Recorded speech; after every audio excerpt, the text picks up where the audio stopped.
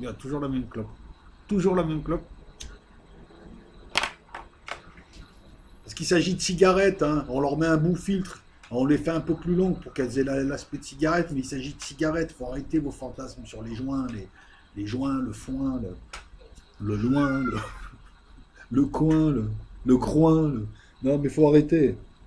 C'est les cigarettes de Castellane, qu'est-ce que tu veux que je te dise? Voilà. J'ai tourné deux, trois vidéos sur la gnose 2, je sais plus, d'1 heure. Et à chaque fois, soit j'effaçais la vidéo, soit j'avais pas appuyé sur le bouton. D'ailleurs, je regarde là, ouais, ça marche. C'est à croire qu'on ne voulait pas que je vous révèle ce que je veux vous révéler. Non, mais je rigole pas, hein, c'est sérieux. C'est. Ah, cette image pourrie. J'ai un PayPal, il faut que je change d'ordi, un ordi silencieux avec une belle image. Non, mais je rigole, je peux m'en payer un. Ce qu'il y a, c'est qu'au bout d'un moment, j'en ai marre de me faire attaquer sur mon PayPal par des gens qui font rien. Alors que t'as des mecs qui vont dans des vieilles maisons, là, ils font croire qu'il y a des fantômes. Ouh, je suis chasseur de fantômes. Ouh, comme ça, et les mecs, ils mettent leur PayPal, eux, ils leur envoient leur truc. Ils peuvent avoir acheté des caméras. Ça ne servira à rien de faire une vidéo sur la gnose si je ne rentre pas dans le fond des choses. Alors, je vais faire cette vidéo à brûle pour point, sachant que j'ai balancé mes notes. J'avais une quinzaine de pages, une dizaine, une vingtaine, ce que tu veux, de pages de notes. Et lorsque j'ai fini ma première vidéo, je les ai virées. Comme un con. Mais ouais, parce que normalement, il faut les garder un petit peu jusqu'à que la vidéo soit éditée. Et encore, à la limite, il faudrait même faire plus, mais bon, bref. Alors, cette vidéo, je la fais à brûle pour point. Elle n'est pas montée. À la bonne franquette, tranquille. On parle tous de la gnose, du gnosticisme. Bon, déjà, on a levé avec la série de vidéos donc la différence entre les deux. Mais moi, je veux aller au fond des trucs.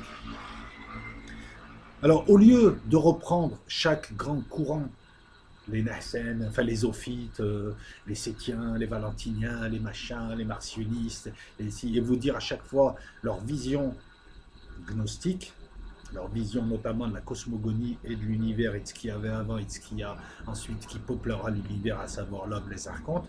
Moi, je préfère plutôt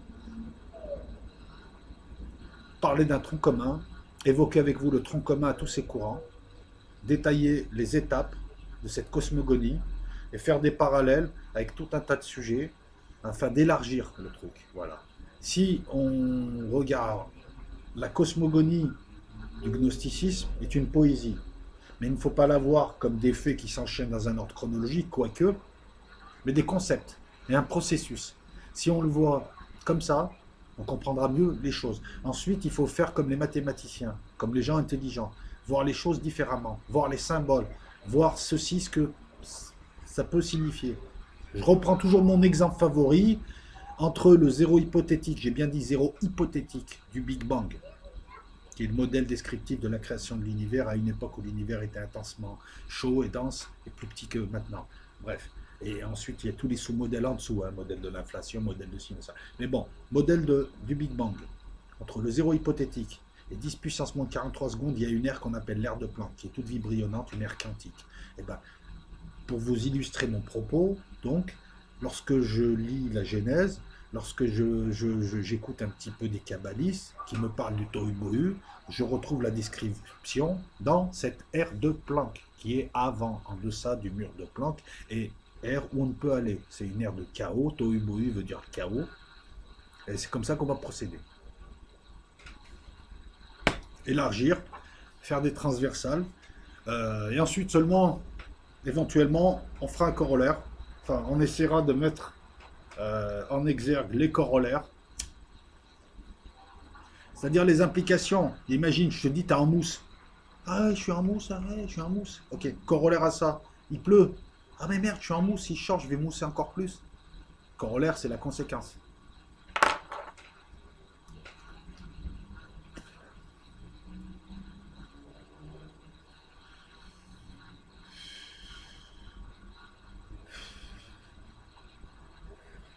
Pour moi, la gnose, c'est 4 étages.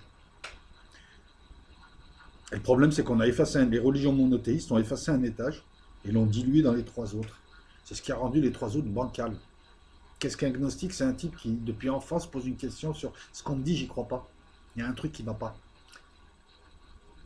Un gnostique, c'est quelqu'un qui a l'intuition, même petit, qui ne peut pas encore l'expliquer, mais qui a l'intuition, qui n'a pas encore le savoir, qui n'a pas encore l'expérience, mais qui ne peut pas expliquer pourquoi il y a quelque chose de bancal dans ce qu'on lui dit. Même si 8 milliards de générations avant lui ont prié telle personne, il y a un truc qui ne va pas. Il n'est pas là pour être rebelle, il n'est pas là pour être contre, il n'est pas là pour être pour, il y a un truc qui ne va pas. Et au fur et à mesure du cheminement, et j'ai 20 ans de cheminement gnostique, c'est vrai que à chaque fois je le dis, j'ai pas la tête du gnostique, mais un gnostique n'a pas de tête. Un gnostique n'a pas de tête, n'a pas d'église, n'a pas de hiérarchie, n'a pas de religion. C'est des principes de vie.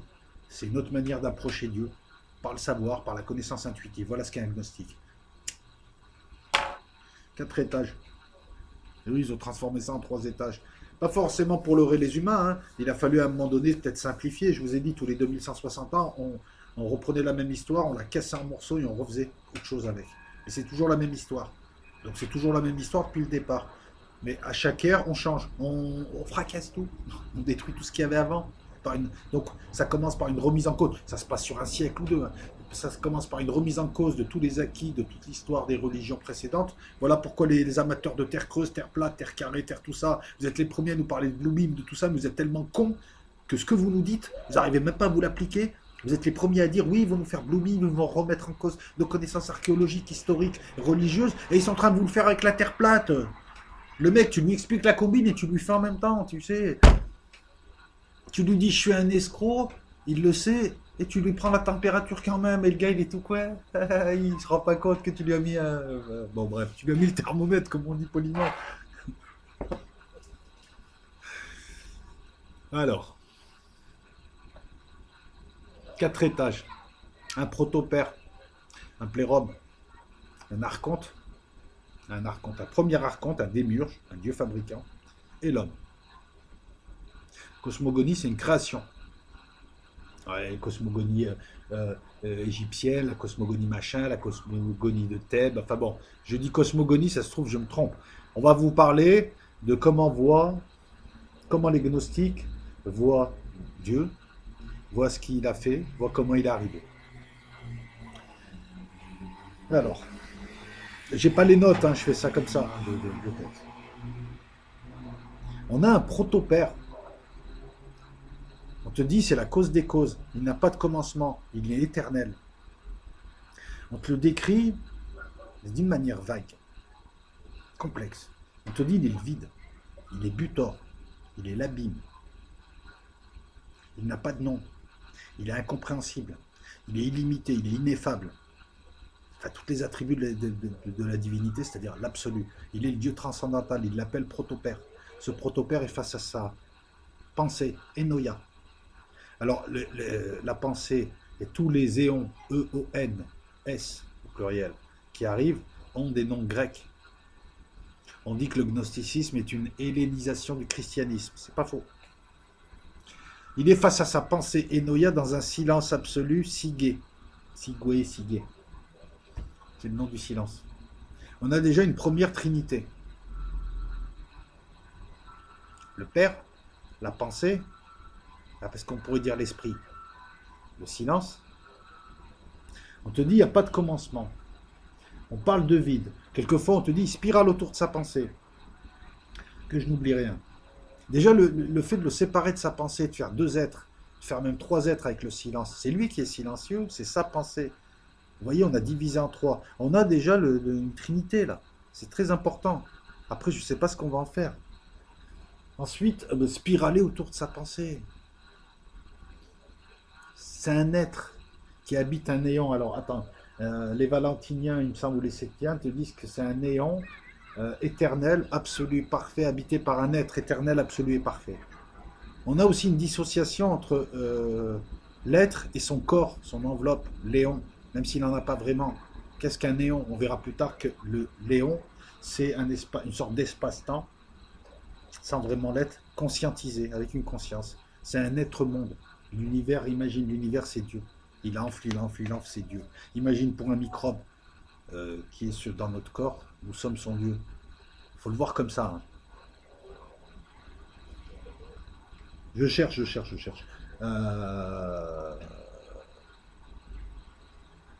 C'est pas un être physique. Là. On n'est pas dans les dimensions spatiales, on n'est pas dans la spatialité. On n'est pas dans le temporel puisqu'il est éternel. Éternel. Ils sont tous éternels, les trois en un d'ailleurs. Mais éternel, ça veut dire hors du temps.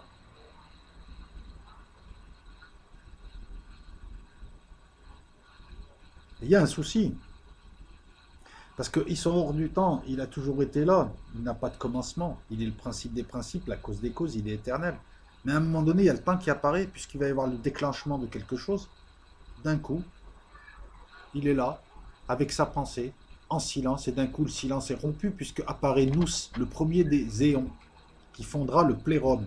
Le plérum qui est, pour les religions monothéistes, l'équivalent du paradis, qui sera constitué d'éons, monde, qu'on peut comparer, on va en parler. Voilà, on va en parler, c'est l'étage en dessous du protopère. Le protopère est là avec sa pensée, dans un silence, il projette quelque chose et il se retire. C'est fantastique cette affaire. C'est la seule chose qu'il fera. Il initie un processus et il se retire. Et c'est même pas lui qui est dans le processus, il initie quelque chose. Il a une image de lui qu'on appellera Nous. Il dirait un logiciel qui lance une session de lui-même. Pensez à ça, parce que ça va revenir. C'est fabuleux quand même. Hein. Mais oui, on rentre dans le vif du sujet. Je veux que je vous ai parlé de concepts très intéressants et très complexes. Effectivement, allez voir un petit peu la gnose valentinienne, comment il décrit le protopère. Vous allez vous dire, mais c'est bizarre, c'est très difficile. On l'a personnifié, mais c'est pas vraiment une personne. Ça se passe dans quoi? Là, tu vois, on pourrait penser au vide quantique qui aurait donné l'univers, l'inflaton, le dilaton, je le dis pour les physiciens, vous comprendrez. On peut y voir un programme qui a été lancé, un logiciel qui lance quelque chose. Et on peut aller plus loin. Tu allumes un ordinateur, tu lances le boot, c'est le programme amorce qui va chercher le système d'exploitation. Et oui, il faut faire un peu d'informatique. Quand je vous parle de connaissances transversales, ce serait bien d'aller étudier comment fonctionne un processeur, mais physiquement, hein, le hardware. Comment ça marche entre le courant qui arrive, le serpent de vie qui arrive et qui rentre, parce que je distingue le principe de vie de Dieu, la source de Dieu, moi en tout cas. Le principe de vie, c'est le serpent qui arrive, la prise. L'ordinateur, ça serait le protopère qui s'allume, qui initie un petit programme, lui-même, l'esprit, nous veut dire l'intelligence, et qui repart, se coucher, face à sa pensée. Il a initié. Voilà ce que fait le protopère, quasiment. Il initie. Après, c'est par le biais d'autres qu'il intervient, parce qu'il est toujours là. Mais voilà, Dieu transcendantal, le fameux Dieu froid, qui n'intervient que pour ça. Je lance. Et je me retire. Dans un rêve, dans un silence, dans quelque chose, dans une veille, dans je ne sais quoi. J'ai fait ce que j'avais à faire. À partir de là, voilà, je vais vous décrire quelque chose qui m'apparaît être un processus que les gnostiques te décrivent sans le connoter, et que les autres, c'est-à-dire ceux qui ne sont pas gnostiques, veulent nous présenter comme quelque chose de voulu. Un processus, c'est pas voulu. Quand j'appuie sur un bouton, le truc s'allume. Il y a tout un processus. Processus, un ordonnancement de faits, chronologiquement, l'un étant la cause de l'autre, ou l'un étant l'effet de l'autre. Vous voyez ce que je veux dire? Et là, encore une fois, on a le paradoxe. Éternel, donc hors du temps. Le problème, c'est qu'il y a la création du temps. Puisqu'on va voir qu'à travers nous vont se déployer entre 30 et 365 éons, selon la gnose, le gnosticisme dans lequel on se situe, et dans un enchaînement logique, et un enchaînement, excuse-moi, un ordonnancement, création du temps. Donc on a un gros paradoxe. Comment, à ce niveau-là, le temps apparaît, alors que normalement, il n'y a pas de temps à ce niveau-là. Alors tout à l'heure, je vous ai dit que les éons étaient des espaces-temps. Je n'ai pas dit qu'ils étaient un temps, j'ai dit espace-temps. Et arrive Nous. Nous veut dire intelligence. On est à l'étage du dessous. Mais on va le voir aussi, alors je vous la fais rapide, mais souvent on dit que Dieu est Nous à l'étage du dessous. Vous savez, il crée quelque chose et il rentre dans ce quelque chose par le biais d'une partie. Le tout, la partie. On retrouve ça dans l'hologramme, on retrouve ça dans la fractalité. Le tout dans la partie. On retrouve ça avec Georges Cantor, les transfinis. Le tout dans la partie. On le retrouve, allez étudier un petit peu le tout dans la partie. Allez étudier un petit peu Mandelbrot, les dimensions fractales. Le tout est dans la partie. Dans un hologramme, chaque bout de l'hologramme, il y a tout l'hologramme. Le tout est dans la partie. Vous voyez, là, c'est plus de la physique. On a un rapport avec la logique, les mathématiques, avec différentes branches des mathématiques. Le père Enoya, alors, nous apparaît. Les éons apparaissent par paires, des syzygies. Ces paires sont constituées d'un principe masculin qui représente l'objectivité et d'un principe féminin qui représente la subjectivité. Pour connaître la perfection, il faut que les deux se retrouvent. Il faut être par paire. L'un sans l'autre donne quelque chose qui n'est pas divin parce que ça n'est pas parfait. On va voir que ça a son importance dans les minutes qui viennent.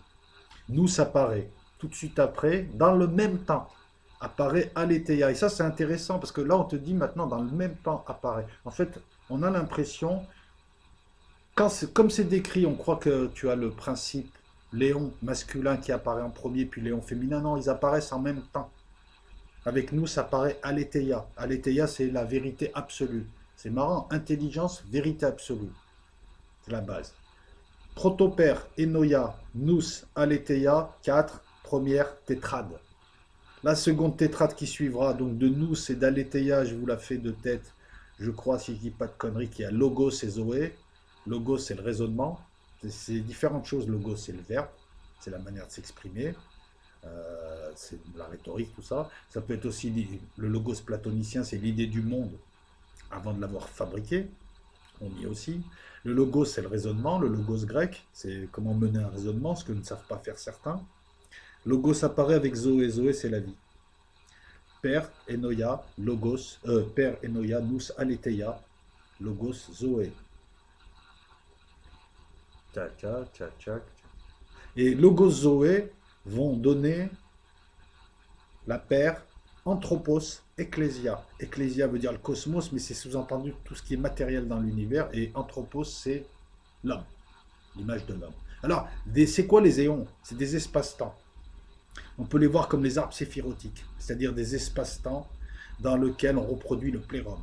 On peut le voir aussi comme des arbres, comme l'arbre séphirotique et les séphiras, des sortes de teintes. C'est marrant, quand je vois un arbre séphirotique, je vois un schéma électronique aussi. Et là, ou à la fin, tu vois, ça se passe comme ça, un processus, mais c'est aussi un arbre électronique, ça part de là, ça descend comme ça a trois chemins, ça passe par là, les arcanes, tatati, les 32 sentiers, et à la fin, ça tombe où? Le monde carré. Le monde carré, les kabbalistes appellent notre univers le monde carré, carré comme un écran. Ça a son importance.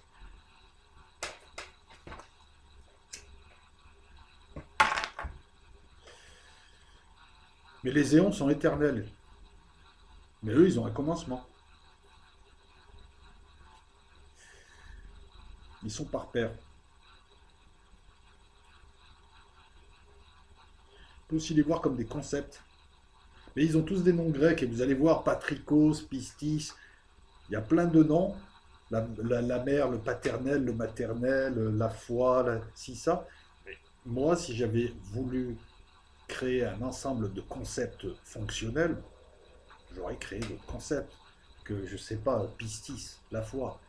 La foi, c'est pas un concept. Enfin, c'est un concept, mais tu vois ce que je veux dire. Pour un ordinateur, que tu la foi, le matériel, je sais pas, patriconé, agapé, c'est ça les noms des éons qui suivent. Donc ça reste quand même un petit peu compliqué de les caractériser. Concept, espace-temps conscient,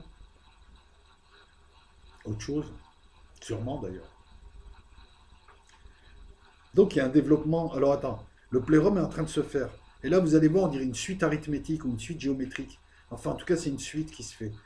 Boum, boum, boum, boum, boum, boum. Et là, tu vas voir un truc. Logos, Zoé donne Anthropos, Ecclesia, mais vont donner une autre famille, ce qu'on appelle la dodécade. 12 autres, 6 paires d'éons. Et pendant ce temps, Logos et Anthropos et Ecclesia, eux, en donneront 10. Et on a dodécade, décade, les deux tétrades qui forment l'ogdoade. La première tétrade, c'est celle qui est celle qui parle le mieux de Dieu, on va le dire comme ça, puisque c'est Dieu en personne dedans. C'est les beautés ineffables de l'inengendré, peu importe. Avec la seconde, on a l'ogdoade. C'est marathon alors. Au départ, il n'y a rien, zéro. Après, il y a un. Et il lance sa propre image. Encore un. Nous. Tout de suite, ils sont deux. Après, ils sont quatre. Après, ils sont huit. Après, le 8 est là, mais tu as un 12 et un 10. Il y a plein de chiffres comme ça. Vous verrez qu'il y a une idée de suite arithmétique, il y a une idée d'eux, mais en tout cas, il y a quelque chose dans cette histoire. Alors, ça ne servirait à rien sinon. Alors là, j'ai pris l'exemple des 30 éons valentiniens. Il faut savoir que, par exemple, les caïnites, complètement possédés, les caïnites sont des gnostiques ténébreux. C'est un petit peu l'équivalent des franquistes. Caïnites, c'est quoi? Ils font l'inverse de ce que demandent les religions monothéistes. Donc, pratiques licencieuses, partous, débauches, n'importe quoi. Croyant emmerder le démiurge, qui est le dieu fabricant. Pratiquant notamment le satanisme, c'est-à-dire en faisant ce que l'archonte aimerait les voir faire, mais l'archonte travaille pour le démiurge, je m'en vais vous le démontrer, donc résultat, en fait, ce qu'ils font ne gêne pas du tout le démiurge, est complètement stupide, et ressemble à une crise d'adolescence. On parlera dans, je pense, une petite demi-heure facile, hein, même un peu plus, de ce qu'est un agnostique aujourd'hui, et tout sauf les caïnites. Donc les caïnites, eux, ont créé un ange, un néon, par action, contraire à ce que Dieu veut. Et à chaque fois qu'ils pratiquent cette action, ils te sortent le nom de cet ange qu'ils vénèrent. Ils ont créé jusqu'à 365 éons. Mais comme c'est des charlots, comme c'est n'importe quoi, et c'est pas Jacques et Michel, excuse-moi, le gnosticisme, ça se résume pas à des... Hein, bon, bref. Ben, pour ceux qui veulent avoir une idée, les caïnites font partie des sectes ophites, vénèrent aussi le serpent. Conan le barbare, le premier Conan le barbare, vous avez un exemple avec Tol Sadoum et toute sa fine équipe, là, notamment dans les grottes, quand ils se lâchent, là, quand ils font la fête, tout ça et tout. Vous avez un exemple de ce qu'est une secte caïnite. Bon, apparemment, les Caïnites, on en parle beaucoup, mais apparemment, ils n'étaient pas nombreux. Mais des sectes de ce style-là, il y en a plein. Donc, revenons au plérum. Ouais, c'est pas un montage, je suis allé chercher mon café. Donc, revenons au plérum. On va prendre la version la plus solide, hein, je veux dire la version valentinienne, 30 et 11, 30 à la fin. Donc 0, 1, 1, 4, 8, 10, 12, 30. Non, c'est pas les numéros du quintet, les gars, jouez-les pas. Je sais pas, moi ça me rappelle un peu la suite, tu sais, les lapins là que t'achètes, la suite de Fibonacci. Suite de Fibonacci qui, dans ses rapports, donnera le nombre d'or. Le nombre d'or est issu d'un rapport. Le nombre d'or, phi, est un rapport qu'on retrouve dans énormément de choses dans l'univers. Peut-être pas tout, mais énormément de choses. C'est assez intriguant. Voilà. Pi et Phi sont assez intrigants comme nom parce que Pi te donne le spatial et Phi te donne les objets qui vont peupler le spatial. Ben là, on a l'impression de trouver une suite arithmétique. Je ne suis pas mathématicien, mais je pense qu'on travaille sur cette suite. Si on travaille sur cette suite, on va trouver un tas de correspondances et on va décrypter véritablement ce que veut raconter le déploiement des éons. Alors, les éons émanent les uns des autres. Je voulais revenir sur une chose, excusez-moi.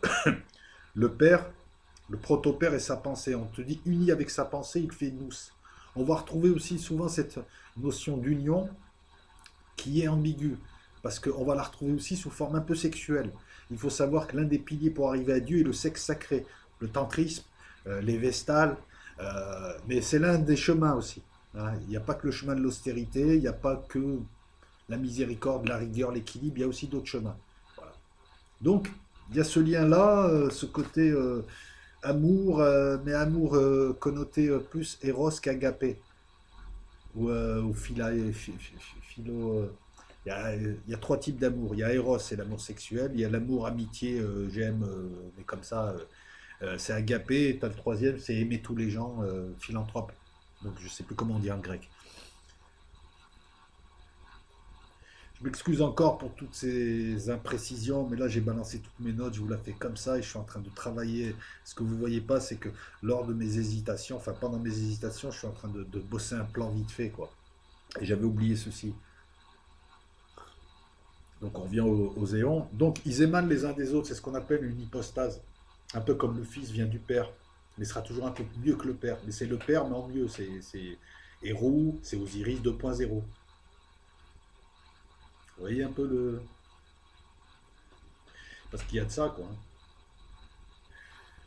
Il y a de ça aussi avec un programme Windows 1.1, Windows 2, Windows 3, Windows 10, Windows 20. C'est le même Windows, mais amélioré. Voilà. Bon, et puis on peut retrouver ça aussi dans les chiffres. Le 2 vient du 1 qui vient du 0.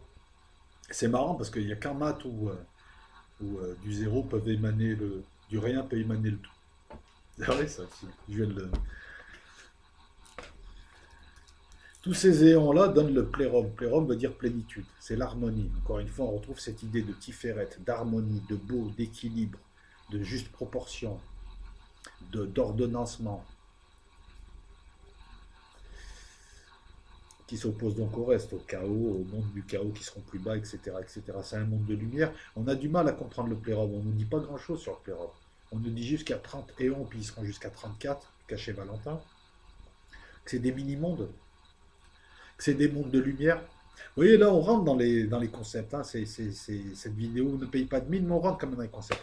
C'est des mondes de lumière. Mais en fait, on ne nous parle jamais vraiment de ce que fera l'humain là-haut, où est-ce qu'il sera, comment ça se passe, quoi. On te dit juste 31, un royaume éternel de lumière, pendant que le protopère, lui, s'est retiré. En plus, il ne l'habite pas. Vous voyez, il y a tout un tas de trucs à décrypter, en tout cas pour ceux qui ont un meilleur bagage que le mien et qui pourraient décrypter à l'aune de, je sais pas, de la Kabbale ou à l'aune de certains ésotérismes, ou même les mathématiciens, parce que là, je suis sûr qu'il y a un truc à gratter au niveau mathématique. Il y a une histoire de suite, il y a des équations, il y a un truc comme ça. Voilà. Cette histoire-là sera toujours transversale à... Non, je m'exprime mal. Ce que je vous raconte là a des liens avec la physique, mais aussi avec les maths, avec l'informatique, donc l'électronique aussi, hein, parce que l'informatique, c'est tout ce qui est intellectualisé, et l'électronique, c'est le hardware, c'est ce qui permet justement de rendre réel ce qui est intellectualisé, ce qui est théorisé, ce qui n'existe pas encore, ce qui est dans la tête, le savoir théorique, le savoir immatériel, le savoir abstrait. Et c'est marrant, parce que nous sommes dans un monde, voilà, je pense à quelque chose, et après je le réalise, je le fais exister sur ce plan. Là, c'est pareil. Euh,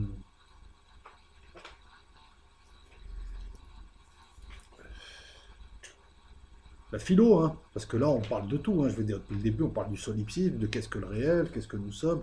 Voilà, ces exercices existentiels. Rapport avec la religion, rapport, voyez si on veut décrypter, il faut des bagages dans à peu près toutes ces disciplines, voire d'autres disciplines encore. Et moi, j'ai pas les moyens intellectuels, je suis pas un mathématicien, je suis désolé, je peux pas.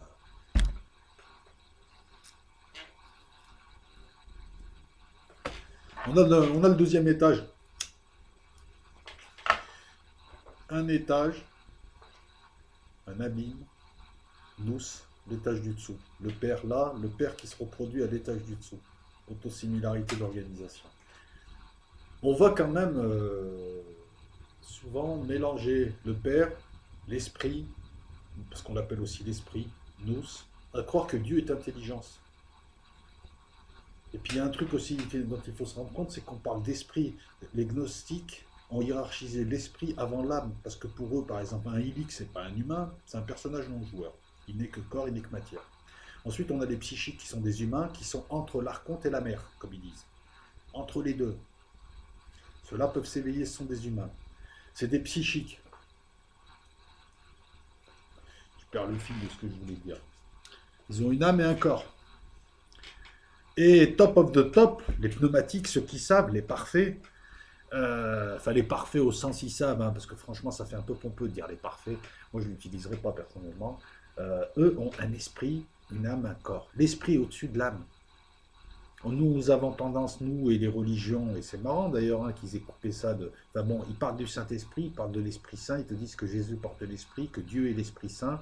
La Trinité, voilà, c'est le Père, le Fils et le Saint-Esprit, alors que nous avons plutôt le Père, la pensée et le silence. Mais on va retrouver le Père, la Mère et le Fils, hein, dans certaines trinités, par exemple avec Seth, avec la Mère, Barbello, qui sera remplacé par le Christ. Hein. Les Sétiens, par exemple, au départ, c'était le Père, Barbello, qui veut dire Dieu en quatre, Barbello qui peut prendre quatre formes, dans la forme d'autogène, qui est monogène, qui est nous. Vous voyez, c'est très compliqué hein, si on rentre dans le truc.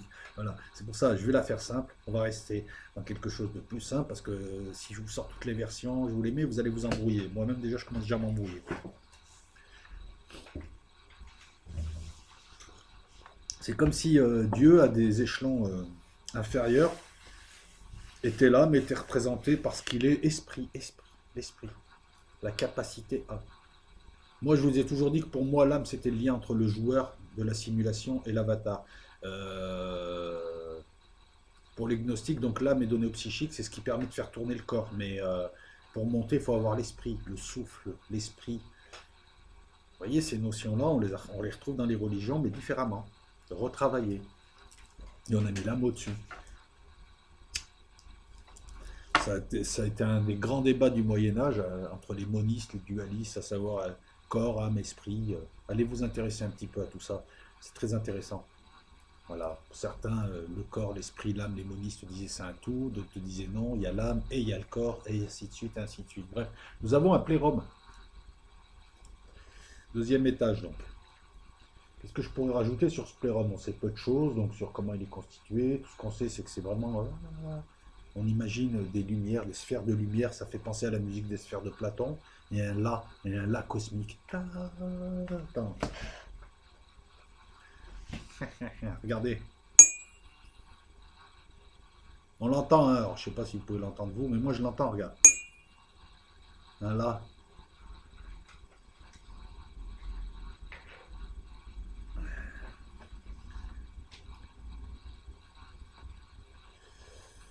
Nous, c'est le premier. C'est celui qui connaît le mieux le Père, puisqu'en ligne directe avec le Père. Et plus il y a d'émanations, plus on s'éloigne du Père. Et plus les éons qui ont été créés ont un besoin de connaître le Père de plus en plus grand. Donc la frustration est grande. Ils sont de plus en plus éloignés, ils connaissent de moins en moins le Père et ils ont envie de le connaître de plus en plus. Nous, qui connaît le mieux le Père, ne pas en parler aux autres éons, malgré leurs suppliques, parce que Sigé lui a interdit. C'est marrant, hein, c'est le silence lui interdit. C'est pas quelqu'un qui lui a demandé de se taire, c'est pas le protopère qui lui a demandé de faire silence. Le silence a été personnifié. Et on introduit aussi là-dedans, dans ce récit, une spatialité qui ne devrait pas. Deuxième paradoxe. On te dit qu'ils sont de plus en plus éloignés du Père. Là, il y a une idée de spatialité. Bon, après, dans un processus, on le voit aussi. Et c'est à ça qu'on voit que c'est un processus, puisqu'il n'y a pas d'espace. C'est par exemple, je sais pas, je me lève, je vais dans la cuisine, je prépare mon café, je sers le café dans la tasse se pète. Entre le moment où elle se pète et le moment où je me suis levé, il y a des espaces, il y a eu plein de tâches. Donc c'est la tâche la plus éloignée. On peut le voir aussi comme ça. Encore une fois, un processus. Je sais pas, je vous le fais à chaud, hein. Enfin à chaud, à chaud.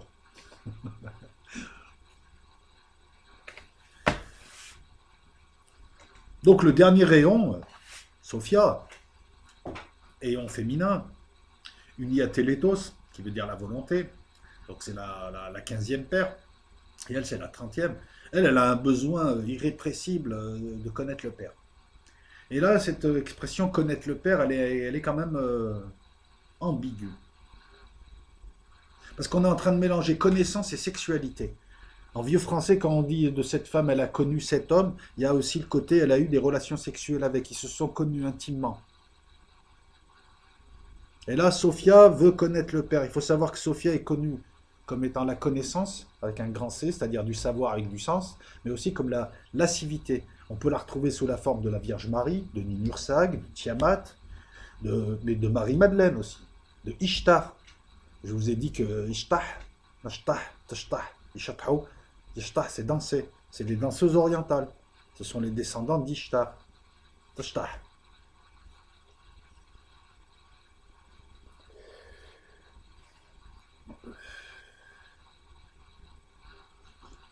Et là, on a plein de versions. Alors, on a les versions à la Comte et les versions bien phallocratiques. Euh, Elle serait hyper curieuse, elle aurait voulu connaître le père, ça aurait provoqué le bordel. Je vous le dis rapide, parce qu'elle est stupide, cette manière de faire. On a essayé de coller sur la femme, la femme du plérum, c'est elle, c'est de sa faute et tout. Bref, la boucle émissaire. La seconde, c'est que Sophia aurait créé la matière, il serait pris de sa création, il serait tombé dedans et aurait été piégé dedans. Je sais pas, je crée un logiciel, je crée un truc et je crée quelque chose et je suis bloqué dedans et je joue pendant 8 jours. Je sais pas, on peut le voir comme ça. Tu as la version qui m'intéresse le plus, parce que c'est celle qui est le plus donnée, la version valentinienne donc, c'est qu'elle a voulu connaître le Père, elle a eu un besoin irrépressible, elle est sortie de ses limites. Encore une fois, je m'interroge, quelle limite? Ça sous-entend une spatialité, ça sous-entend une tangibilité, une matérialité. Elle est sortie de ses limites, elle avait des limites, qu'est-ce qui se passe? Voyant ça, nous, Apparemment, c'est le chien de garde. Des fois, on dit c'est le père, des fois, on dit c'est nous. Mais comme on a tendance à mélanger le père et nous, on a l'impression que nous, c'est la projection du père dans le monde du dessous, dans la dimension du dessous. Donc, lui crée un néon supplémentaire qui s'appelle Horos. Horos, ça ressemble à Horus. Horos qui veut dire la limite. Et qui est là pour ramener Sophia dans sa limite. On a l'impression que c'est un programme et que dans ce programme, il y a des sous-programmes concrets pour corriger le programme. Je dis non, mais sérieusement. Voilà, l'autre il crée comme ça. Hop, nous crée Horos. Horos est là, donc Horos après, tel un séraphin, il se met, tel un séraphin, il se met devant la porte du plérum. Euh, non, je vous la fais mal. Il ramène Sophia dans ses limites et vers sa contrepartie masculine. Le problème, c'est qu'elle est tellement sortie de ses limites qu'elle a créé le chaos dans le plérum. Donc, Nous est obligé de créer deux éons supplémentaires que sont Christ et Pneuma.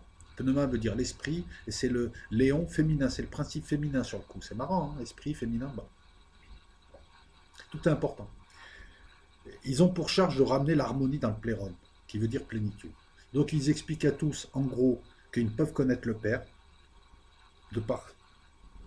C'est comme ça, tu ne peux connaître le Père que parce que tu en as, de par ta position, et que c'est comme ça.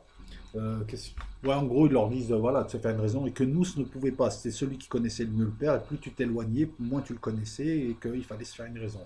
Euh, et Sophia est chassée.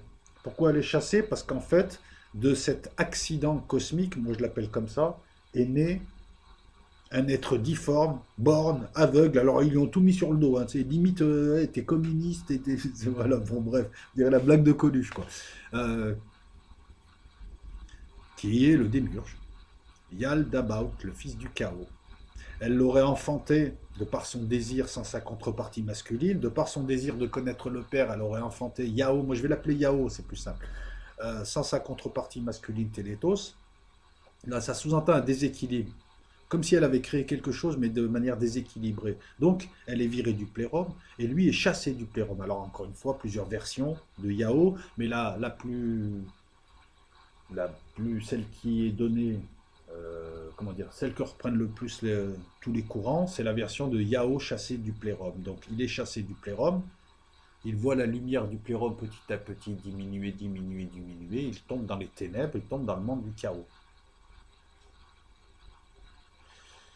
C'est bizarre, on retrouve un petit peu la faute originelle de Ève qui est chassée ensuite de l'Éden, alors que finalement non, puisque là on a plusieurs étages au-dessus de cette histoire. Vous voyez que cette histoire, comme elle a été recyclée en Adam et Ève chassés de l'Éden parce qu'ils ont touché au fruit du savoir, au fruit défendu, le serpent. Sachant que chez les gnostiques, certains voient deux serpents, bon et mauvais. Il y a deux dieux, il y a un dualisme.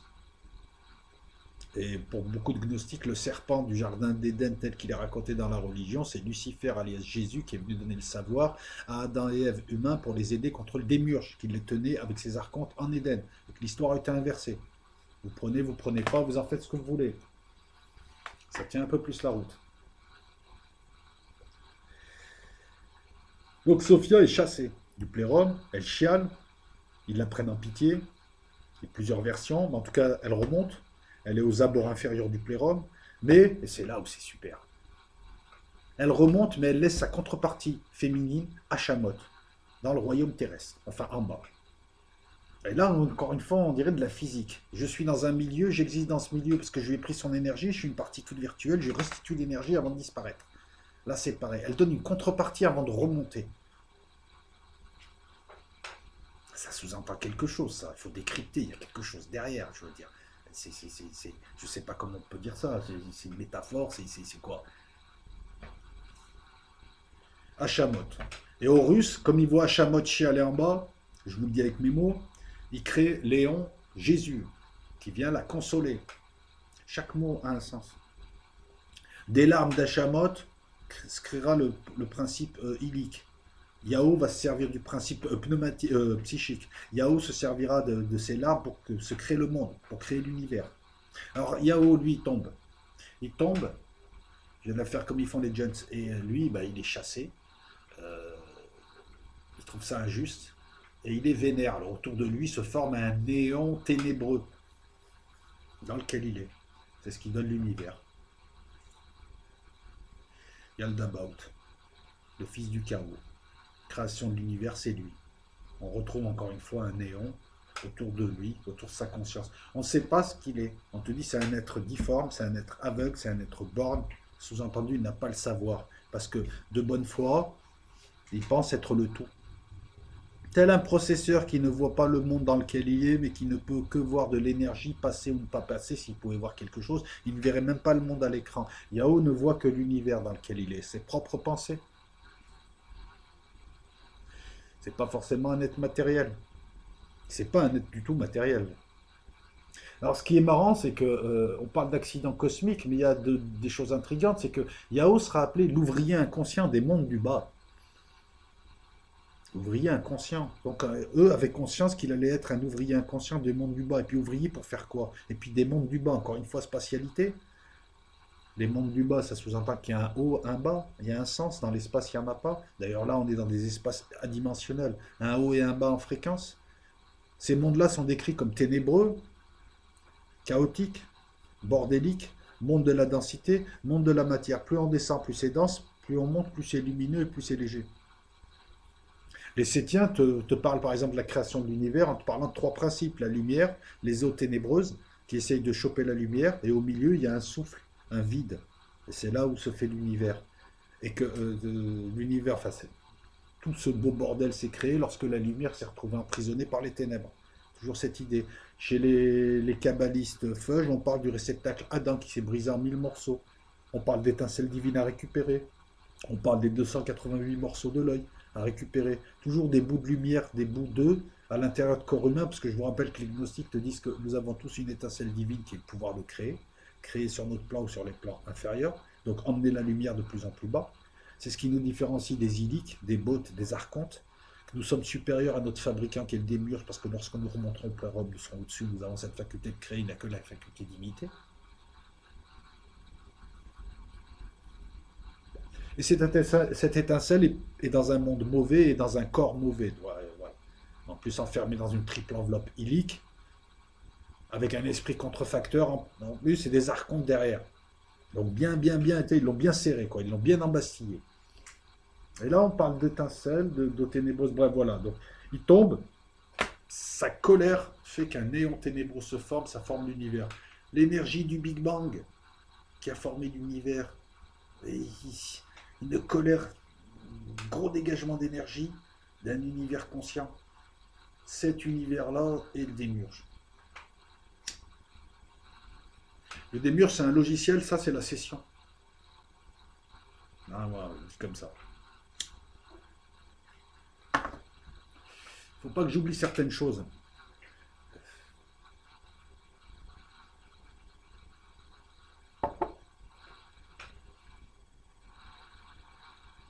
On va parler de Sophie. Il est aussi appelé l'enfant qui traversait les espaces, le démiurge. Oui, faut pas que j'oublie quelque chose. Au départ, on a un Dieu qui pense. Et là, on a un Dieu qui vibre. Au départ, on a un Dieu froid, éloigné, qui initie. Et là, on a un Dieu qui va fabriquer. Au départ, on a un Dieu qui lance un processus, qui lance des concepts. Et là, on a quelqu'un, une sorte de maître d'œuvre, qui va utiliser des concepts. Il crée l'univers, il crée le firmament, il crée 6 cieux. Le 7e ciel, le 7e monde, 7 mondes, 7 univers, enfin 7 mondes, pardon, dans son univers. Géré par 7 archontes qui forment l'hebdomade. Quelquefois même, il est le premier archonte et le second archonte serait son fils Yao. Alors, ils ont tous des noms hébreux. Il faut savoir que, contrairement à ce que a pu m'écrire quelqu'un sur un post, les gnostiques ont plus attaqué le judaïsme que le christianisme, et de manière hérétique, puisqu'ils pensent que Yahvé est le démiurge, voire même certains te disent que c'est Satan, et ils te disent que l'Ancien Testament, c'est l'exemple à pas suivre. Donc, quand tu me dis que le gnosticisme vient de la Kabbale, non, t'as tout faux. Ils ont plus attaqué le judaïsme qu'autre chose, et je vois Valentin attaquer le judaïsme, et a beaucoup repris, par contre, du christianisme, et qu'il a édulcoré. Donc ne nous trompons pas, c'est pas parce que ça ressemble à quelque chose que c'est quelque chose, alors que c'est l'inverse de ce quelque chose. Je vous rappelle aussi donc à celui qui m'a dit ça, écoute, je me suis fait chier, excuse-moi de le dire comme ça, mais je me suis fait chier pendant une vidéo entière à t'expliquer que la gnose n'était pas le gnosticisme, et dans cette vidéo-là, je t'explique que la Kabbale, par exemple, c'est de la gnose hébreu. Alors, je sais pas, je fais des vidéos, il y a des gens qui arrivent, qui interviennent, qui voient la vidéo, qui interviennent, mais c'est comme s'il avait rien retenu de la vidéo. Je te dis un truc, et tu arrives et tu me poses une question alors que tu as vu la vidéo avant. Non, le gnosticisme attaque le judaïsme. Alors arrêtez avec vos histoires, là. Tout politiser à chaque fois qu'on parle de ces sujets, toujours. Parce que je sais ce qu'il y a en arrière-plan de ton truc. Ou alors, si je me trompe, tu me le dis en poste, mais ne me dis pas. Genre. Et puis le gnosticisme, c'est pas quelque chose de mauvais, c'est une autre manière de voir la vie. Excuse-moi, ça tient beaucoup plus la route que les contes et légendes qu'on vous a balancés depuis petit. Hein. Bon, je ne veux pas être méchant non plus, mais il s'agit d'une clope. Hein. Je fais un L parce que c'est. Voilà, je ne vais pas me faire une micro-clope, mais c'est une clope. Je le précise encore une fois. Alors, ça a la bonne franquette, mais c'est pas plus mal. Je ne veux rien oublier. Donc, Sophia. Voilà. Protopère et Noia. Sophia. Yahoo, elle donne naissance à Yahoo, comme Marie donne naissance à Jésus. Parce que c'est ça le truc aussi qu'il faut savoir sur le démiurge. C'est que faut pas perdre votre temps à dire il est bien, il est pas bien. Il est co-créateur de l'humain. Il a fait tout, hein. Il a fait le châssis, il a fait toute l'enveloppe. Il est co-créateur de l'humain avec Sophia, qui représente donc nous, ce qui représente le protopère. Et c'est pas une histoire de savoir s'il est bon ou pas bon. Alors, beaucoup de gnostiques suivent l'exemple de Platon qui te dit que si le démiurge existe, c'est qu'il a été voulu par le processus, donc il a été voulu par Dieu. Et que s'il démiurge est comme ça, c'est parce que ça a été voulu. Et d'autres te diront, non, ça n'a pas été voulu, il y a eu un accident, et il est imparfait, mais c'est pas de sa faute. Et enfin, d'autres te diront, bah, il s'est rebellé. Et là, on retrouve un peu l'image de Satan qui se rebelle contre Dieu, mais pris et dilué et retrafiqué sous l'image de. Tu vois ce que je veux dire? Mais c'est pas très important. Le but, il n'est pas de dire le démiurge, tu dois faire avec. Tu habites chez lui, tu es à l'intérieur de lui, il t'a créé. Voilà. Donc le démiurge, lui, il a son univers, il croit être le tout. Sophia le rappellera à l'ordre lorsqu'il créera l'humain en lui disant tu es aveugle, Samaël. Alors il a plusieurs petits noms Samaël, Sabaoth, le premier archonte. Il y a le Dabaoth, Yahoo, Sarklas. Je pourrais moi rajouter Calicastia ou Saturne. Ça n'engage que moi là. Il crée des archontes, l'équivalent des démons, ou des archanges et des anges, certaines religions. Donc il les laisse s'occuper de leur monde, et pour l'humanité, il crée, d'abord il va créer l'humain, et il va lui mettre à la tête du monde dans lequel évolueront les humains. Ben, pas de chance, Satan. Nous on se tape Satan. Satan. Alors moi je vous ai dit que Satan, on pouvait aussi l'interpréter comme venant, parce que Satan n'a commencé à apparaître que tardivement. Il faut arrêter. L'Ancien Testament, il n'y a pas de Satan. Il y a le Yezer Hara, c'est-à-dire les mauvais penchants, mais il n'y a pas de Satan. C'est une personnification des mauvais penchants. Satan est apparu au Moyen-Âge. L'idée du diable, c'est le Moyen-Âge. D'ailleurs, on a mélangé les trois. Mais avant, non. Je veux dire, chez les Égyptiens, celui qui pouvait ressembler à Satan, c'est Seth du grand ciel. Donc Seth An. An, c'est le grand ciel. C'est le dieu Anu qui s'est retiré dans le grand ciel. Comme en informatique, un arrière-fond de simulation. Celui que j'appelle Saturne. Voilà, donc c'est un. Donc quand on remonte dans le temps, on s'aperçoit que des notions ont été créées, et maintenant les gars, comme des chiffonniers, avec la foi du chiffonnier, c'est ça, et c'est ça. Mais ça a 2 jours, ça a 2 heures ton truc. Et c'est un traficotage d'autres trucs qui existaient avant. Tu vas me dire quoi encore? Que tu as raison après les autres, mais tu étais là avant eux? Enfin,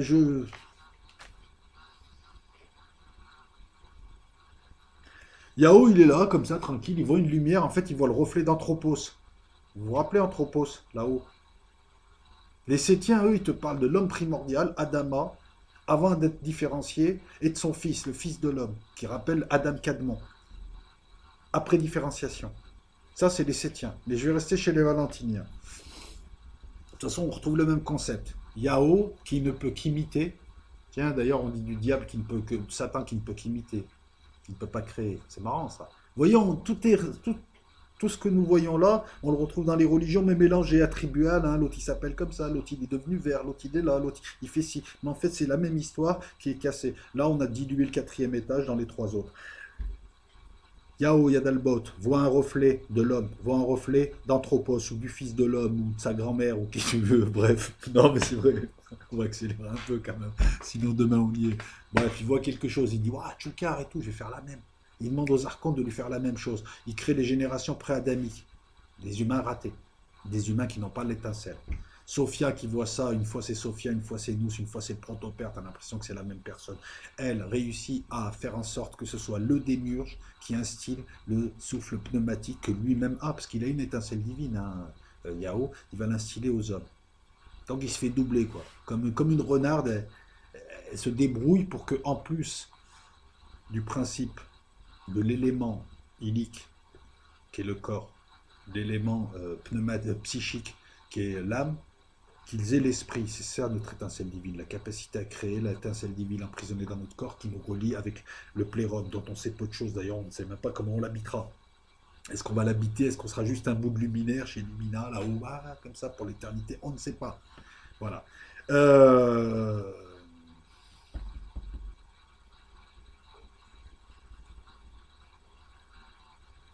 les générations pré-adamiques, archontiques, les générations adamiques, représentées par exemple par Seth et sa lignée des parfaits, contre laquelle le démiurge lutte. Et vous voyez là, tout prend son sens.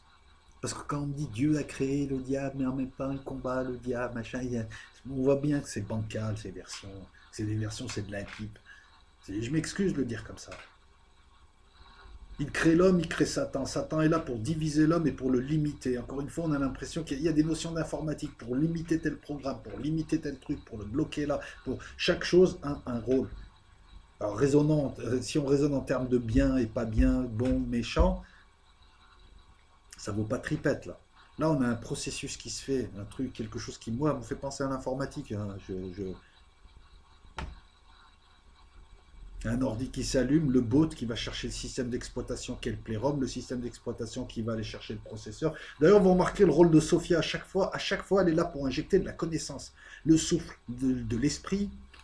Elle crée Yao, elle crée un logiciel, elle balance des informations qui donneront la divinité, qui permettront peut-être, c'est peut-être un code, un truc, aux humains de remonter dans la dimension supérieure. Elle n'intervient qu'à chaque fois. Sophia, tu as l'impression que c'est le disque dur où il y a toutes les connaissances et que tout passe par elle. Nous, l'intelligence, voilà, le playroom, c'est le système d'exploitation avec ses fonctions, va aller chercher tel ou tel logiciel chez Sophia. Voilà, tout passe par elle. Et ensuite, Yao, c'est un logiciel univers, on va l'appeler une session de lui qui apparaît à l'écran. Oh, le monde carré.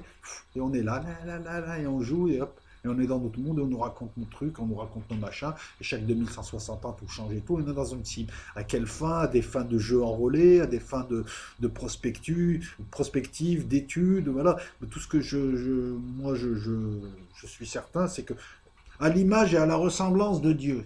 Jusqu'à maintenant, vous avez vu quelque chose qui nous ressemblait? Et le protopère, et le démiurge et Sophia? Non, on a vu des choses totalement abstraites qu'on a du mal à définir. Qu'est-ce qui pourrait plus nous ressembler? Ce qui est avant le protopère, qui a allumé l'ordinateur et qui va jouer.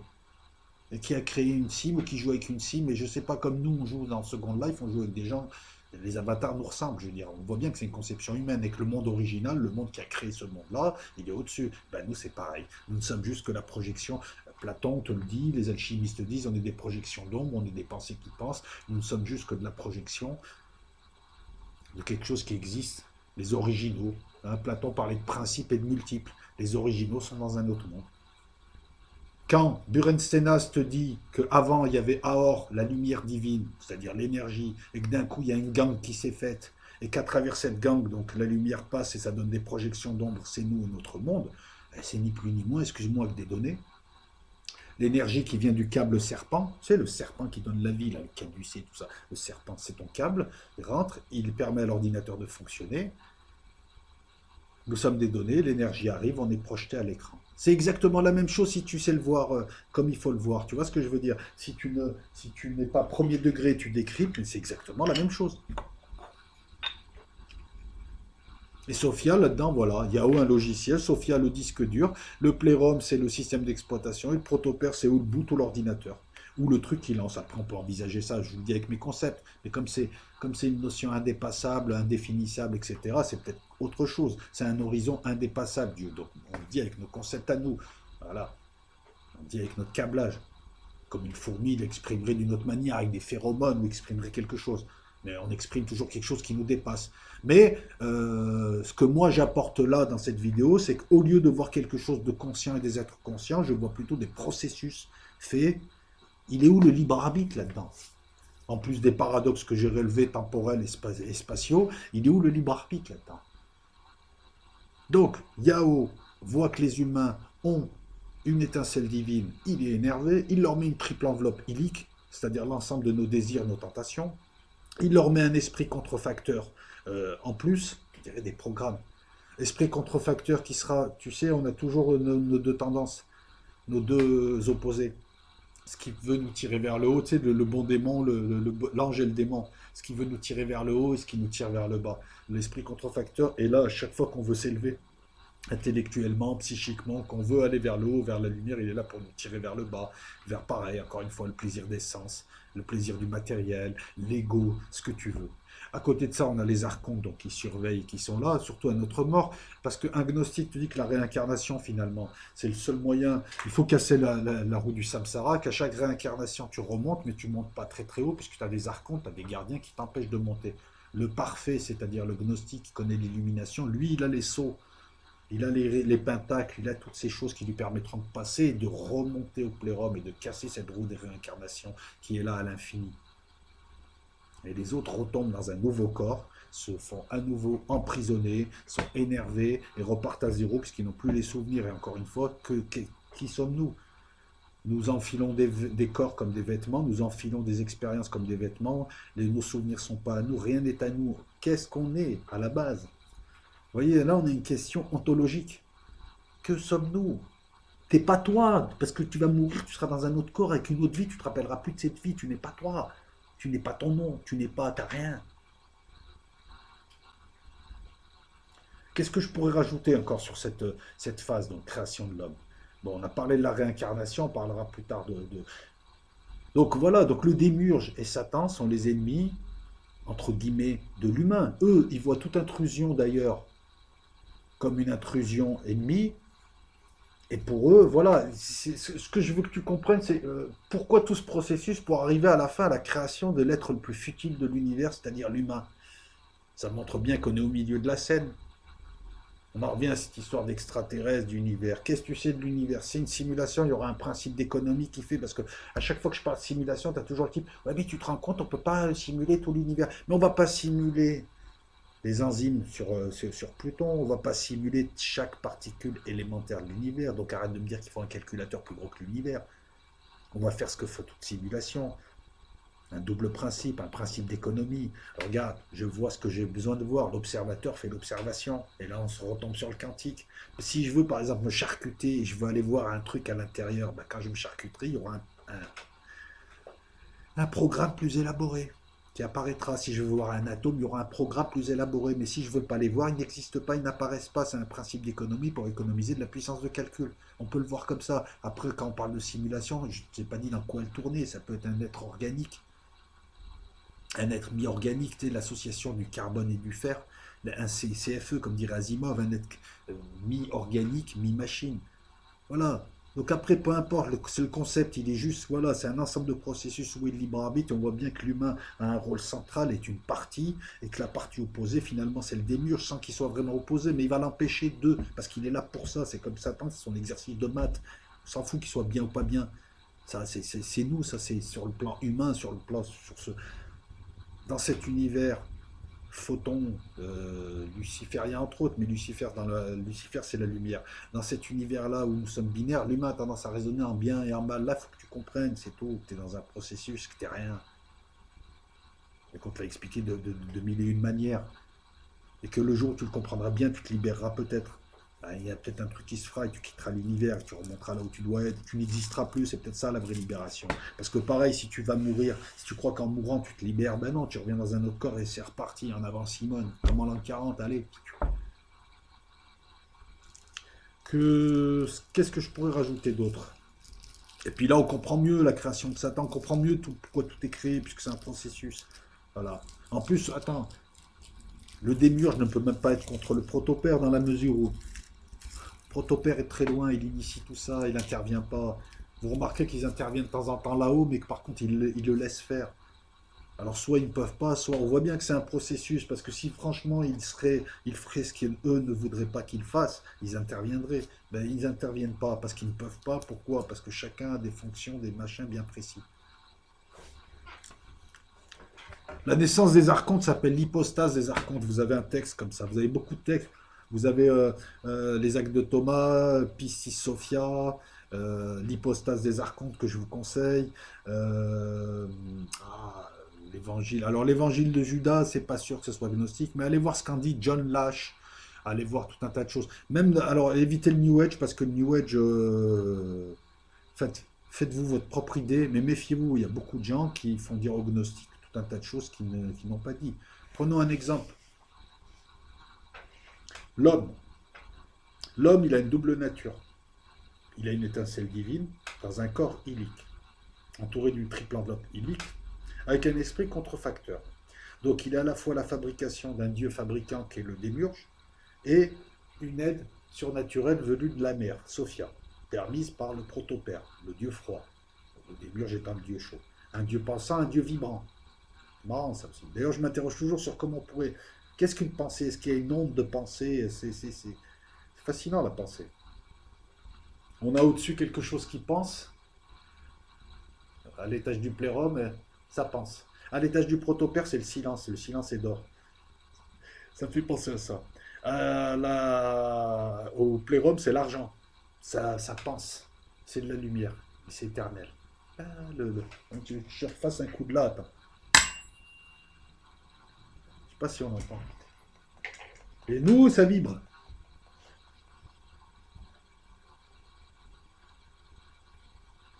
Je réfléchis. Hein.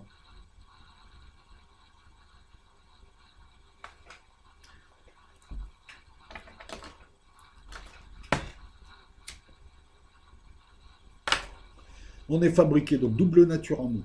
Ensuite, on a les deux pôles en nous. On a un désir de s'élever, on a un désir d'aller vers le bas, de s'enliser dans la matière. Donc déjà, on a une double nature. On a une nature divine et on a une nature, la nature du vulgum pecus. Pecum, je ne sais plus comment on dit. À côté de ça, il y a trois catégories. Deux catégories d'humains, une catégorie de personnages non-joueurs. Les pneumatiques, les psychiques, les illiques. Les illiques, c'est les personnages non-joueurs. Les psychiques, ce sont les gens qui sont entre deux états, qui ne se sont pas encore rendus compte que ce monde était absurde et qui n'ont pas encore commencé leur quête spirituelle par le biais d'une connaissance intérieure. Un jour, un déclic, accident de vie, déclic, connaissance, interrogation, cheminement, expérience, boum. Au-dessus, vous avez les pneumatiques ou les parfaits. Donc ceux qui savent. Les vrais savent. Ça m'a toujours fait rigoler cette expression. Et puis t'en as toujours un côté qui fait comme ça. Genre, ouais, t'as raison, t'es un sage. Ouais, t'es une sage. Euh,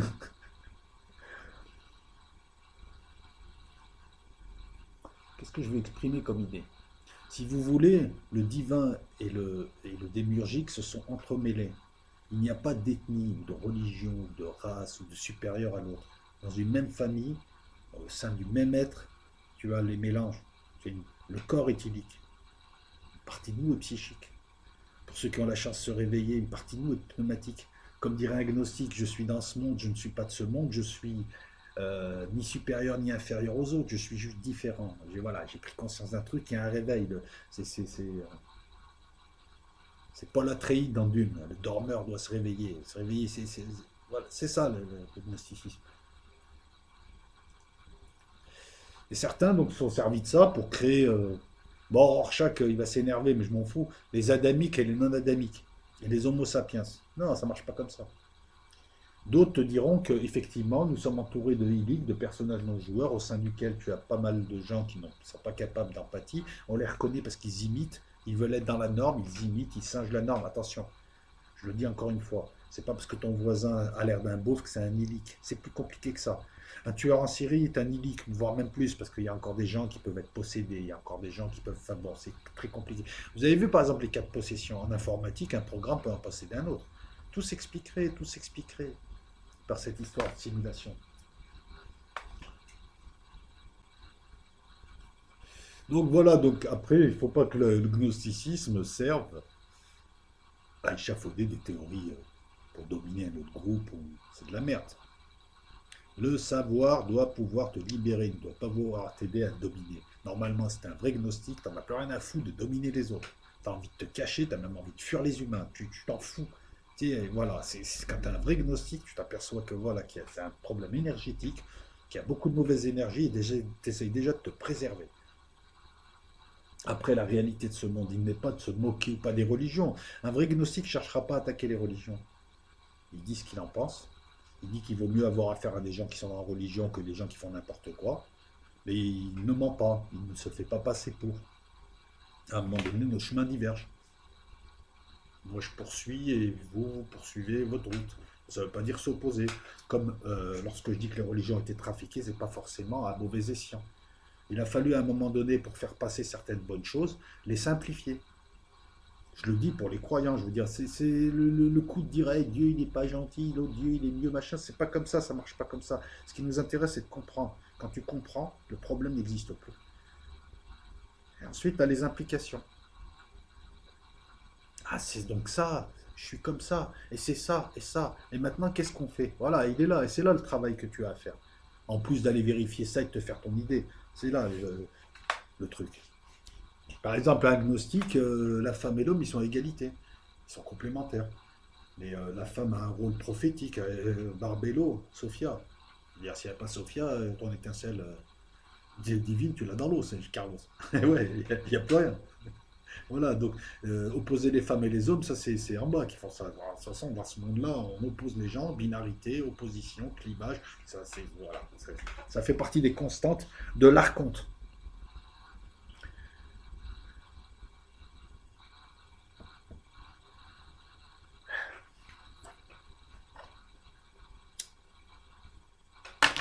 Pour un agnostique, le Christ, c'est un personnage divin. Tu as plein de versions. Tu as même une version où le Christ se retrouve enlisé dans la matière et doit être lui-même sauvé. Le mythe du sauveur sauvé. Bref. Mais en gros, que ce soit Seth, que ce soit Derdikea, que ce soit Melchisedec, que ce soit le Christ, que ce soit Jésus, c'est un envoyé du Dieu, du plérum, qui apporte la lumière et le savoir pour aider. De temps à autre, le Dieu transcendantal, par le biais de ses éons, envoie des prophètes, des messagers, des sauveurs pour aider les humains et surtout pour créer les déclics qui permettront à chacun ensuite d'entreprendre un cheminement qui lui permettra de se libérer. Après, à savoir qui est Jésus. Alors, pour certains, Jésus est l'avatar qui porte l'énergie christique. Encore une fois, on a l'impression d'être dans Second Life. Pour d'autres, Jésus apporte et aussi le Christ. Pour d'autres, Jésus n'est pas un avatar, c'est un psychique, etc. Tu as plein de versions, mais on distingue Jésus du Christ. L'un est au plérum, l'autre est en bas. Est un humain, est un avatar. Donc la femme complémentaire, rôle prophétique et rôle à égalité. La mort, on a parlé de la réincarnation. Euh, le serpent, la notion de serpent, il y a le serpent vie, il y a le serpent, il faut se méfier parce que par exemple, je prends l'exemple du serpent, en Asie, il y a deux dragons, il y a le dragon blanc et le dragon qui est mauvais. Voilà.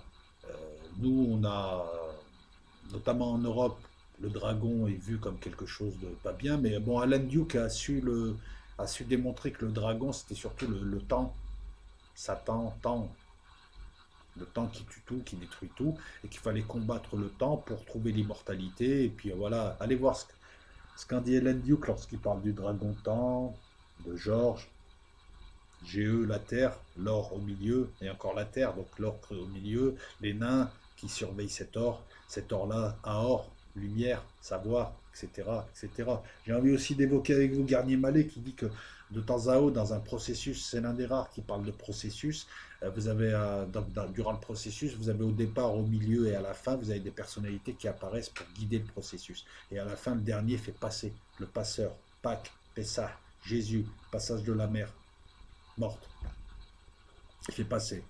On va relier à autre chose, on va relier au Zeptepi, on va relier à l'année de précession des équinoxes, 26 000 ans.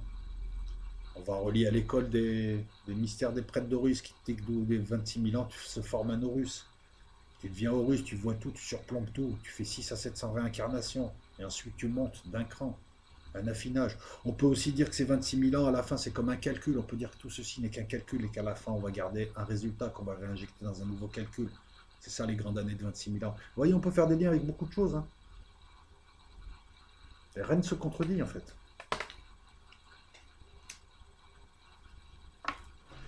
On a parlé un petit peu des concepts intéressants. Après, moi, je fais exprès non, aussi Pas tout donner. Là, on est rentré dans les concepts intéressants. Je veux dire, on a parlé de l'hypostase, on a parlé de Sophia, de l'accident cosmique, d'Yadalmaut, les protopères, les Noya, les éons. On a fait des parallèles avec tout un tas de choses. Mais mi-route, mi-route. Moi, je vous laisse poursuivre, surtout pour ceux qui se pensent gnostiques, c'est à vous d'y aller. J'ai même envie de dire, ne me demandez même pas des références. Vous cherchez pas tu travailles, tu fais ton truc, tu as Internet, tu as la bibliothèque, tu as, ta gamberge, tu as toi, tu demandes, tu seras écouté, et à un moment donné, quelqu'un qui viendra pour t'aider, ou tu auras des pistes qui s'offriront à toi, etc., etc.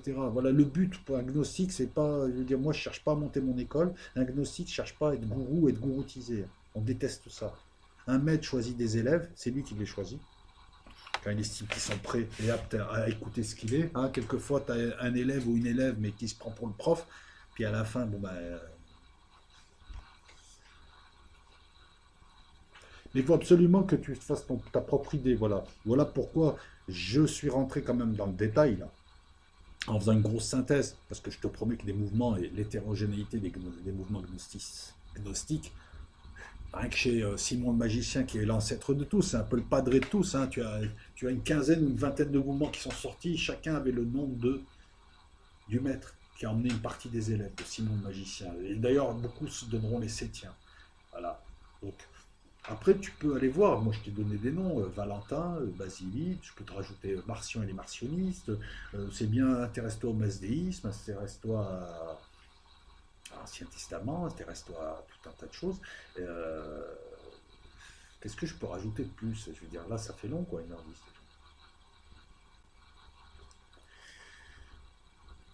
Ne va pas lire de suite les textes. Ne va pas de suite rechercher l'hypostase des archontes. Il y a des sites gratuits où tu peux avoir accès à tout un tas, à toute la littérature de Nagamadi, parce que tu seras dégoûté. Non, ne cherche pas comme ça. Je pense que demande. Ouais, c'est un peu, je sais pas, des fois tu cherches sans savoir vraiment ce que tu cherches, mais quand tu le trouves, tu sais que c'est où tu cherchais ça. Ben, voilà, ta démarche, elle est plutôt là, si tu veux. Et puis après, voilà, petit à petit, tu verras où tu mènes ta route, mais sois à l'affût, et là je parle au gnostique, sois à l'affût des signes que te donne l'univers, il les répétera, des signes, des messages, des intuitions, ça peut passer par le biais de signes, de gens, de coïncidences, d'autres, pour t'ouvrir vers des domaines, voilà, pour te fermer des portes et t'ouvrir d'autres portes. Hein, tu devrais aller là, tu devrais aller là. Puis prépare-toi à aller dans toutes les disciplines possibles et à essayer de les comprendre. Voilà pourquoi le but, il n'est pas de comprendre les maths bien, hein, il est de comprendre les principes. Moi, personnellement, une équation, je suis incapable de la déchiffrer. Par contre, je peux te parler de Cantor, de la transfinitude, je peux te parler des nombres padiques, je peux te parler des sélénions, des octonions, je peux te parler, essayer de comprendre les principes et de faire des parallèles. Voilà. Et puis ça me permet de te dire, parce que là je suis en train un petit peu de finir en parlant au gnostique, qu'est-ce qu'un gnostique? C'est un gnostique, c'est un citoyen du monde, qui est attaché à la diversité du monde, à ses cultures, à ses frontières. Citoyen du monde, c'est pas faire venir tout le monde, mélanger tout le monde, et on est tous café au lait. C'est qu'il y a une diversité. La diversité, c'est la richesse. Hein. C'est pas la division, ça. C'est pas la division pour opposer les hommes. C'est pour les rendre complémentaires. Voilà. Donc attaché aux frontières. Tu peux être patriote et attaché à tes frontières et pas vouloir être submergé et être gnostique et comprendre l'autre, le frère humain, tout en ne tombant pas dans les pièges archontiques, parce que les archontes utilisent leurs bottes aussi. Il n'y a pas que des gens sympas. Être gnostique, c'est être ouvert, remettre en cause. Et c'est surtout aimer la connaissance, c'est manger la connaissance. Tu bouffes du savoir, tu dors en lisant, tu aimes. Internet, pour nous, ça a été le pied, c'est ce qui nous a permis, franchement, de ce que je fais en un jour sur Internet, quelquefois, il me fallait des mois pour le faire. Il fallait acheter les revues déjà. Fallait aller à la bibliothèque. Il fallait avoir la bonne référence. Tu pouvais pas être chez toi sur ton canapé, naviguer des nuits entières et tomber sur des auteurs, tiens, le sumérien, le machin, le truc. Internet, la boîte à vie, le livre de vie, le livre des Castors Junior, hein, c'est le fameux livre des Castors Junior, hein, pour ceux qui connaissent, hein, il y avait tout dans leur livre, il était petit comme ça, mais à chaque fois il y avait une page, il parlait de tel endroit, tel truc, ben là c'est pareil et tout. Internet nous a beaucoup aidé à faire nos recherches, il finirait là-dessus, on a quand même une chance inouïe, c'est que à très très peu de frais, tu as accès à tout le savoir, quasiment tout le savoir possible et inimaginable. Il y a beaucoup de sites, de publics scientifiques, de, de sites où tu peux te balader sur des trucs, tu sumères, les maths, la physique, l'anthropologie, la paléontologie. Voilà. Si tu n'aimes pas bouffer de la connaissance, Et si tu te contentes juste des questions métaphysiques et après tu as une flemme intellectuelle de, laisse tomber, t'es pas agnostique. L'agnostique, il a un besoin irrépressible de. L'agnostique, il est dans ce monde, il essaye de. Voilà, on n'est pas de bois non plus, on essaye aussi de. Les plaisirs de ce monde et le matériel de ce monde doit être fonctionnel pour nous, de nous permettre d'avancer dans notre quête. C'est ça l'objectif. L'objectif pour nous, il est là. Oui, tu fais un plaisir, tu bois un bon café, je sais pas, tu es obligé de tenir compte de ce monde, de travailler, d'avoir de l'argent, de payer des factures, d'avoir un certain nombre d'obligations, mais c'est la quête qui compte, tout est fait pour la quête.